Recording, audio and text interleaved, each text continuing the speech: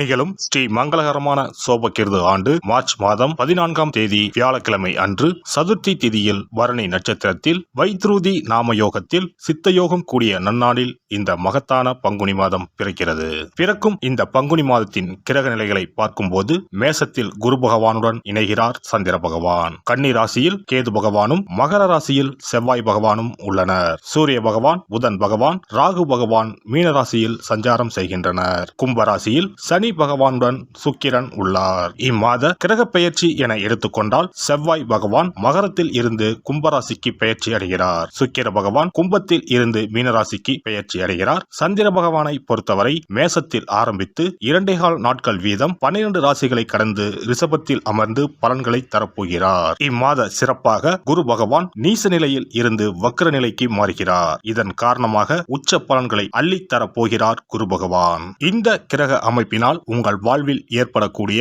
சுப மற்றும் அசுப பலன்கள் என்ன என்பதனையும், அசுப பலன் ஏற்படுமாயின் ராசிக்காரர்கள் செய்ய வேண்டிய பரிகாரம் என்ன, வழிபட வேண்டிய தெய்வம், வழிபடும் முறை என்ன என்பதனை பற்றி விரிவாக காண்போம். பிறக்கப் போகும் இம்மாதம் உங்கள் வாழ்வில் வளமும் நலமும் செல்வ செழிப்பும் பெற்று வாழ்வின் உயரிய நிலையை அடைய எல்லாம் வல்ல எம்பெருமானை வேண்டி விரும்பி கேட்டுக்கொள்கிறேன். தனுசு ராசி அன்பர்களே, இந்த மாதம் புத்தி கூர்மையுடன் எதையும் செய்வீர்கள். எதிர்காலம் தொடர்பான திட்டங்கள் மனதில் தோன்றும்.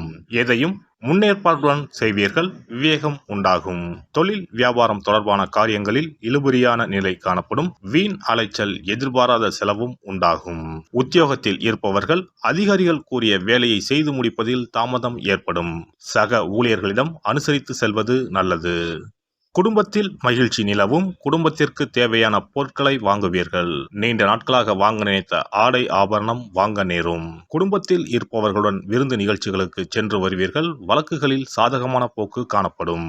பெண்களுக்கு நீண்ட நாட்களாக இழுபறியாக இருந்த ஒரு காரியத்தை வெற்றிகரமாக செய்து முடிப்பீர்கள். எதையும் புத்தி சாதுரியத்தை பயன்படுத்தி சமாளிப்பீர்கள். மாணவர்களுக்கு பாடங்கள் படிப்பதில் ஆர்வம் உண்டாகும். ஆசிரியர்களின் ஆதரவுடன் படித்து தேர்வில் வெற்றி பெறுவீர்கள்.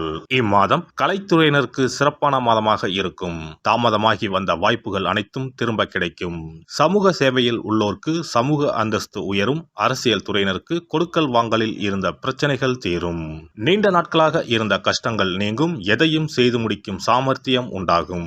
அரசாங்கம் மூலம் லாபம் ஏற்படும். வெளியூர் அல்லது வெளிநாட்டு பயணம் சாதகமாக இருக்கும். நட்சத்திர பலன்கள். மூலம் நட்சத்திரம். இந்த மாதம் தொழில் வியாபார போட்டிகள் குறையும். பணவரத்து இருக்கும். புதிய நபர்களின் அறிமுகம் உண்டாகும். குடும்பத்தில் இருந்த குழப்பங்கள் நீங்கும். உறவினர்கள் வருகை இருக்கும். குடும்ப செலவு அதிகரிக்கும். வெளியூர் பயணங்களின் போது கவனம் தேவை. போராடம் நட்சத்திரம். இந்த மாதம் அடுத்தவர்களுக்காக பொறுப்புகளை ஏற்கும் போது ஒரு முறைக்கு பலமுறை யோசித்து முடிவெடுப்பது நல்லது. பணவரத்து திருப்தி தரும். வெளியூர் பயணங்கள் செல்ல நேரலாம். உடல் ஆரோக்கியத்தில் கவனம் தேவை. புதிய நபர்களிடம் பழகும் போது எச்சரிக்கை தேவை. உத்திராடம் 1ஆம் பாதம். இந்த மாதம் வீண் அலைச்சலை குறைத்துக் கொண்டு வேலைகளில் கவனம் செலுத்துவது நல்லது. பெரியோர்களின் உதவியும் கிடைக்கும். மனதில் தைரியம், தன்னம்பிக்கை உண்டாகும். துணிச்சலுடன் எந்த காரியத்திலும் ஈடுபட்டு சாதகமாக செய்து முடிப்பீர்கள். நவ கிரகத்தில் உள்ள குருவை நெய் தீபம் ஏற்றி வணங்கி வருவது மன அமைதியை தருவதுடன் எல்லா நன்மைகளையும் தரும். அதிர்ஷ்ட கிழமைகள் திங்கள், செவ்வாய், வியாழன். அதிர்ஷ்ட தினங்கள் பங்குனி 13 மற்றும் 14. சிறப்பு பரிகாரம். வாரந்தோறும் செவ்வாய்க்கிழமை அன்று வீட்டில் உள்ள முருகப்பெருமான் படத்தினை துடைத்து சந்தனம், குங்குமம் பொட்டு வைத்து சிகப்பு அரளிப்பூ கொண்டு அலங்காரம் செய்யுங்கள். ஒரு கண்ணாடி டம்ளரில் தண்ணீர் ஊற்றி ஒரு எலுமிச்சை பழம், சிறு வெட்டிவேர் போட்டு முருகன் படத்திற்கு முன் வைத்து விடுங்கள். ஒரு மா இலை எடுத்து காம்பு பகுதி முருகப்பெருமானை பார்த்தவாறு வையுங்கள். அகல் விளக்கில் நெய் தீபம் ஏற்றி மா இலையின் மீது வைக்க வேண்டும்.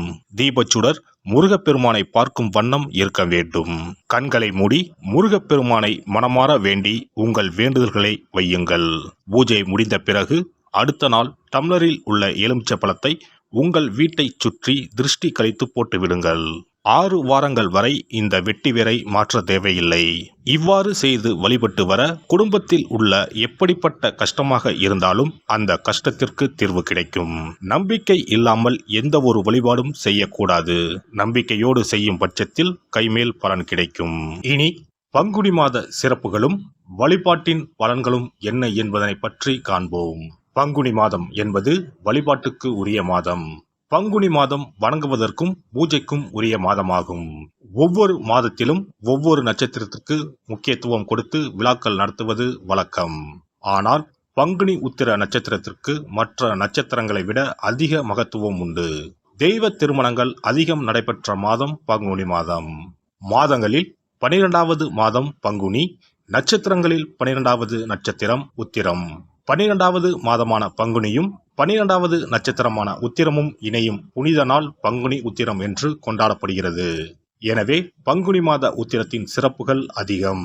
பங்குனி உத்திர நாளில் அனைத்து ஆலயங்களிலும் சிறப்பு வழிபாடுகள் நடைபெறும்.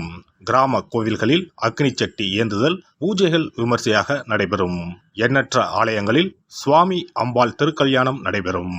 சிலருக்கு கைகூடாமல் திருமணம் தள்ளி போனால் பங்குனி உத்திர நாளில் விரதம் இருந்து இறைவனை வழிபட்டால் வெகு சீக்கிரம் திருமணம் கைகூடும் என்பது ஐதீகம். அதோடு காதலிப்போர் மனதுக்கு பிடித்தவரை கரம் பிடிக்கவும் பங்குனி உத்திர விரதம் இருப்பது மிகுந்த பலனை கொடுக்கும். பங்குனி உத்திரம் கல்யாண விரதம் என்றும் அழைக்கப்படுகிறது. 8 வகையான மகா விரதங்களில் கல்யாண விரதமும் ஒன்று. ஆகவே இந்த நாளில் திருமணம் ஆகாத இளையோர் விரதம் இருந்து தமக்கு நல்ல வரன்கள் கிடைக்க வேண்டும் என்று சிவபெருமானையும் பார்வதி தேவியாரையும் வேண்டுவது நல்ல பலன்களை பெற்றுத்தரும். இத்தினத்தில் மேற்கொள்ளும் விரதம் மிகவும் விசேஷமானது. நீண்ட நாள் ஒற்றுமையுடன் வாழ விரும்பும் தம்பதியர் விரதம் இருந்து சிவனுக்கும் சிவ பார்வதிக்கும் அபிஷேகம் செய்வார்கள். இந்த விரதத்தை முருகனை வேண்டியும் செய்யலாம்.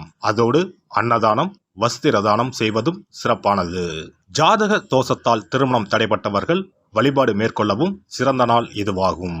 செவ்வாய் தோஷம் காரணமாக திருமண தடைகளை சந்திப்பவர்களுக்கு பங்குனி உத்திரத்தன்று முருகனை மனமுருகி வணங்கினால் திருமண தடைகள் நீங்கி திருமணம் சுபமாக முடியும். குழந்தை பேரில்லாமல் தவிப்பவர்கள் பங்குனி மாத விரதம் இருந்து அம்மன் கோவில்களுக்கு சென்று வழிபட அந்த அம்மனின் அனுக்கிரகத்தால் நிச்சயம் புத்திர பாக்கியம் கிடைக்கும். தொழில் மற்றும் வியாபாரங்களில் ஈடுபடுபவர்கள் தமிழ் வருடத்தின் கடைசி மாதமான பங்குனி மாத தினத்தில் திருஷ்டி பூசணிக்காய் வாங்கி உங்கள் வியாபார இடங்களை திருஷ்டி கழித்து அதற்குரிய நேரத்தில் உடைக்க வேண்டும். இப்படி செய்வதால் உங்களுக்கு இந்த ஆண்டு ஏற்பட்ட தோஷங்கள் அனைத்தும் நீங்கும். பங்குனி உத்திர நன்னாளில் நம்மால் முடிந்த அன்னதானங்களை செய்வது மிகுந்த புண்ணியம் தரும். எலுமிச்சை சாதம் அல்லது தயிர் சாதம் அல்லது சர்க்கரை பொங்கல் என அன்னதானம் செய்யலாம். அதேபோல் நம்மால் முடிந்த அளவுக்கு மஞ்சள், சரடு, குங்குமம், கண்ணாடி என மங்கள பொருட்களை பெண்களுக்கு வழங்குவது விசேஷ பலன்களை கொடுக்கும். முருகப்பெருமான் நமக்கு இதுவரை இருந்த காரிய தடைகள் அனைத்தையும் களைந்து நமக்கு நல்வழி காட்டி அருளுவார். பங்குனி மாதத்தில் அனைத்து நாட்களிலும் கோவிலுக்கு சென்று வருவது மிக்க பலனை தரும். மேலும் செல்வ செழிப்புடன் வாழ்வதற்கு உதவும். எல்லாம் வல்ல இறையருளால் நீங்களும் உங்கள் அன்பு குடும்பமும் உடல் நலம், நீலாயுள், நிறை செல்வம், உயர் புகழ், மெய்ஞானம் ஓங்கி வாழ்க வளமுடன். இந்த வீடியோ பதிவு உங்களுக்கு பிடித்திருந்தால் லைக் பண்ணுங்க, கமெண்ட் பண்ணுங்க, ஷேர் பண்ணுங்க, மறக்காம சப்ஸ்கிரைப் பண்ணுங்க, பக்கத்துல இருக்கிற பெல் பட்டனை கிளிக் பண்ணுங்க. நன்றி, வணக்கம். ஓம் நமச்சிவாய. சிவாய நம.